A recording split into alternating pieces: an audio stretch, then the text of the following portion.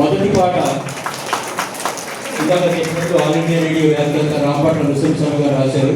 రెండవ గీతాన్ని శ్రీకాకుళం చెందిన శేరిపాణి గారు రాశారు. దయచేసి శేరిపాణి గారు కూడా శ్రీకాకుళం నుంచి ప్రత్యేకంగా ఇచ్చేశారు, వారు కూడా ఉంటే. తర్వాత కార్యక్రమం ఒక నృత్య ప్రదర్శన, సూర్యతేజ డ్యాన్స్ అకాడమీ విద్యార్థి